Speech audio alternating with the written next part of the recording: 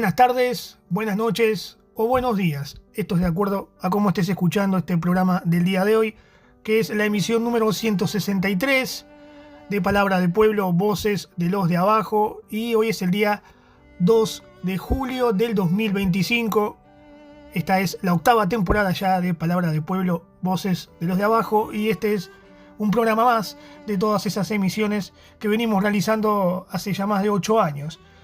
En lo que son los programas pasados, si querés escucharlos, te paso a contar cuáles son nuestras redes sociales, donde salen nuestras plataformas. En YouTube nos podés ver y escuchar también como Palabra de Pueblo. También estamos en Facebook como Palabra de Pueblo, en Instagram como @Palabra de Pueblo y también en X o anteriormente Twitter como Palabra Pueblo. En Telegram también es un canal oficial de Palabra de Pueblo y en TikTok somos Palabra de Pueblo Oficial. Estas son todas nuestras plataformas donde podés repetir los programas anteriores, sobre todo también de las temporadas pasadas y de este año que es el año número 8, ya en que venimos haciendo estos programas. Como te mencionaba anteriormente, además de estas emisiones que venimos dando todos los meses en estos últimos años, hay diferentes noticias y diferentes informes que podés ver en todas estas plataformas y también en el blog, en lo que es Palabra de Pueblo, Voces de los de Abajo, blogspot.com. Ahí tenés las notas que se dan de la propia redacción de lo que es Palabra de Pueblo. Yo soy Juan Carlos Lopazuk, soy el director general y tenemos también noticias de otros compañeros que van escribiendo en estas notas que van saliendo y en estos informes que se dan en Palabra de Pueblo. Te cuento también cuáles son las secciones. Hay algunas editoriales que se vieron la luz en todas estas redes sociales. Hay secciones como Palabra de Letra, donde hay cuentos que existen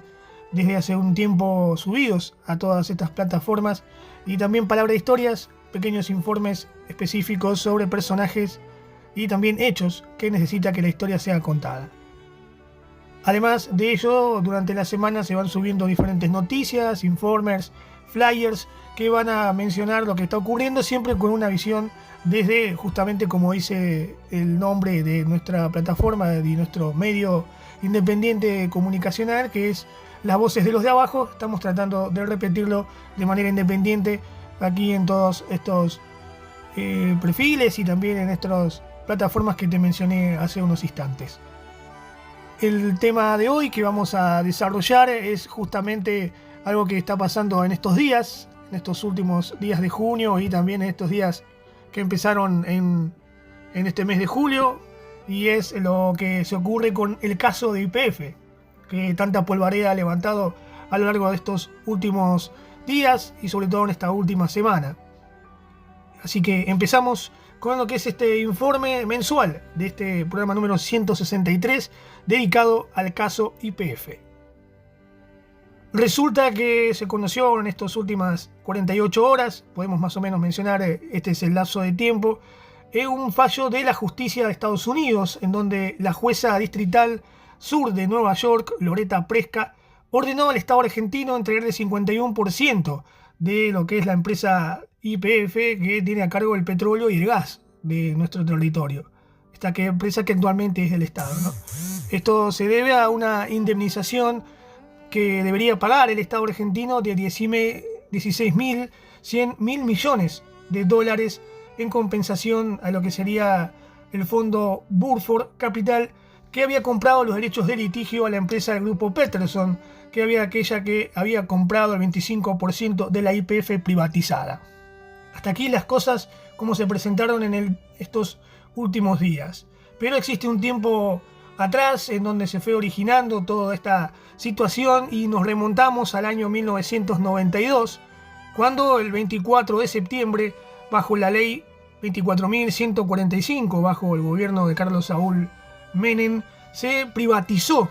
la empresa YPF, que es Yacimientos Petrolíferos Federales, que hasta ese momento tenía un 51% del Estado Nacional, un 39% las provincias y un 10% empresas. Justamente en el mes de enero del año 99, la empresa Repsol compra el 15% de la misma empresa, esta privatizada, Y el 22 de junio de ese mismo año, 1999, el gobierno de Carlos Saúl, por decreto, autorizó la adquisición del 99% de parte de esta empresa española Repsol YPF. Así se vinieron dando diferentes cuestionamientos a esta privatización por el grupo español, que utilizaba esos recursos de la empresa argentina para financiar algunos otros casos, ¿no?, de riqueza, enriquecimiento, como por ejemplo reservas de gas y desarrollos solamente en Estados Unidos, en Brasil, en México, en Caribe y sobre todo en el norte de África. La historia está continua de privatizaciones, el mal mantenimiento de lo que fue los hidrocarburos, que son propiedad en estos casos de Repsol YPF, que había privatizado la empresa y había comprado esta privatización. Para el año 2007, el 21 de diciembre del 2007, más específicamente,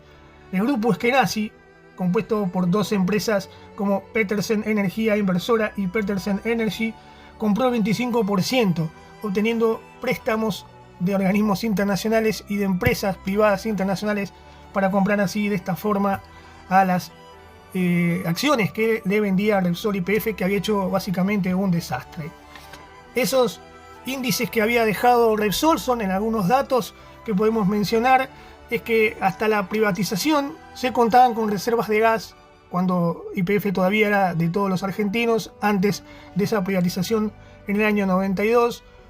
las reservas de gas eran una reserva que podía alcanzar 36 años para los argentinos. Y esto se va con lo que venía dándose y que daba la privatización de lo que es YPF por parte del gobierno de los 90 y ese gobierno neoliberal que había estado a cargo del Ejecutivo Nacional. Desde 1989 hasta el año 2012 no se construyó un solo gasoducto.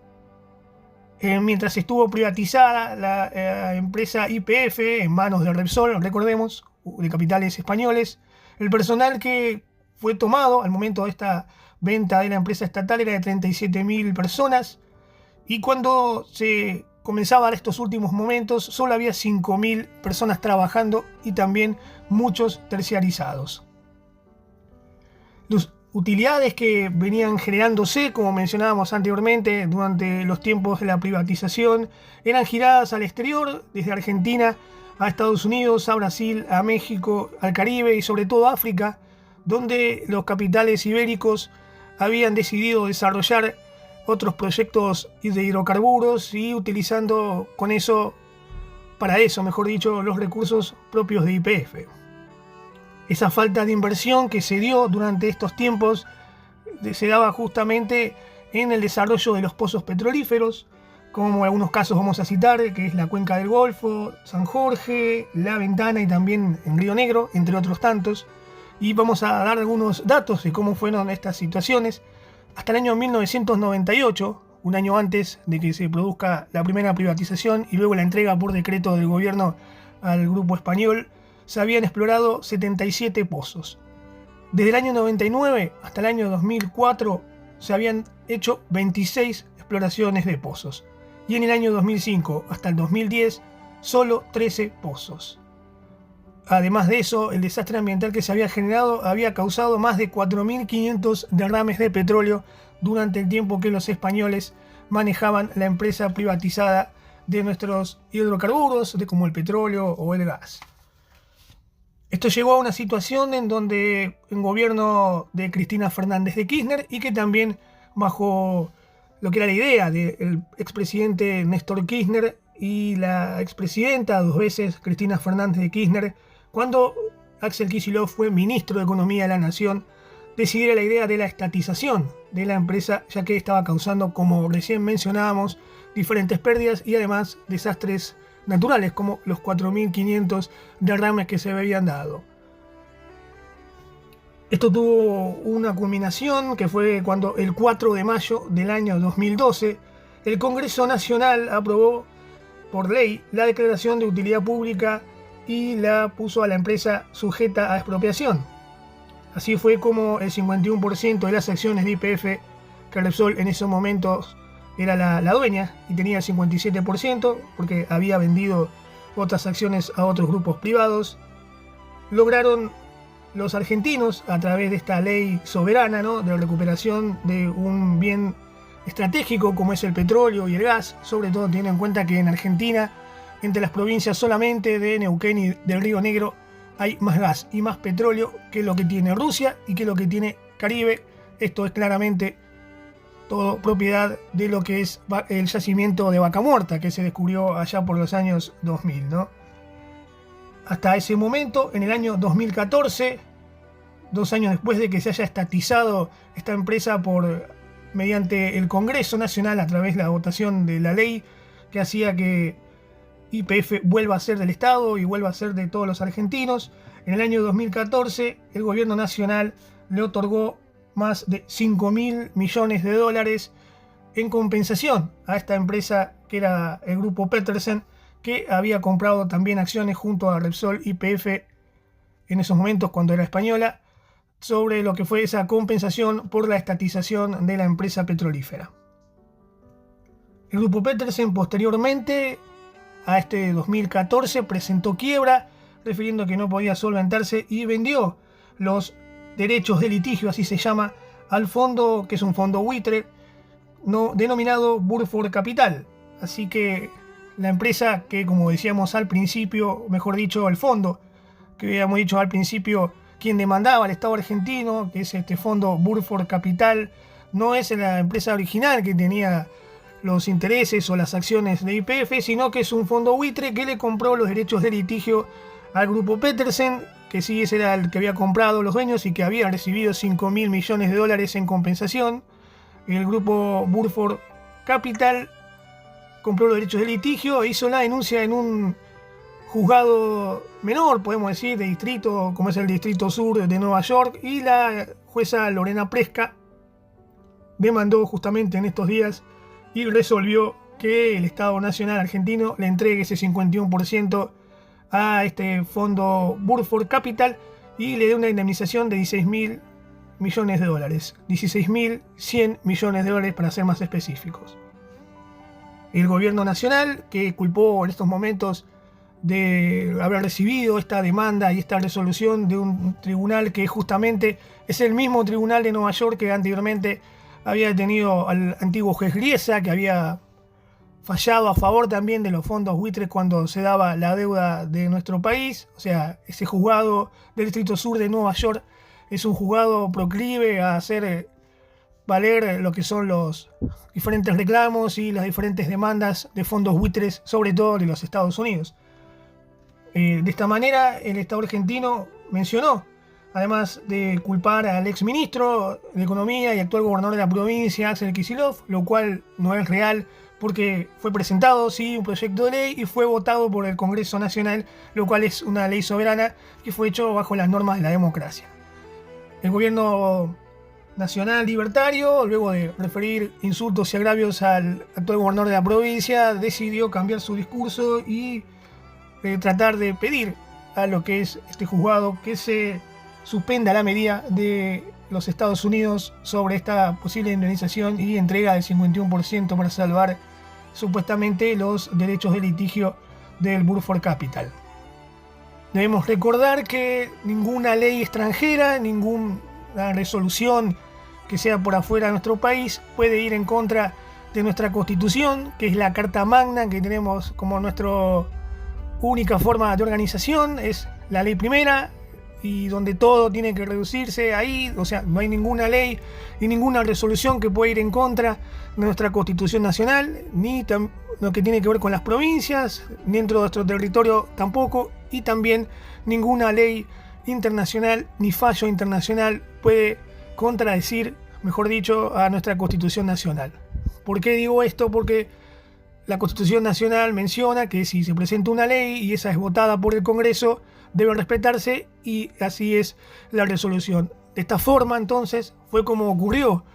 esta estatización de la empresa YPF, que además se dio, como habíamos dicho anteriormente, una suma de dinero de 5.000 millones de dólares en esos momentos al grupo Eskenazi y sobre todo a las empresas del grupo Petersen, para dar una especie de indemnización por haberse estatizado. Así que no existe caso en el mundo que una resolución de un distrito menor, ni siquiera es de un juzgado federal de los Estados Unidos, pueda imponerle condiciones al Estado argentino sobrepasando por la Constitución argentina. Así que todo esto que se mencionaba, que el Estado tendría que entregar eso de manera irrenunciable y que debía darle más de la mitad, porque es el 50,1% de la empresa de YPF a estos fondos buitres del Burford Capital, no es real. No diría alguien que es más sabido sobre la justicia que es viable, porque no puede sobrepasar la Constitución y la estatización de la empresa, que inicialmente era de los argentinos y fue privatizada en los años 90, fue reestatizada mediante una ley votada por los diputados que son los representantes del pueblo argentino, y se decidió así la estatización aquel 4 de mayo del año 2012.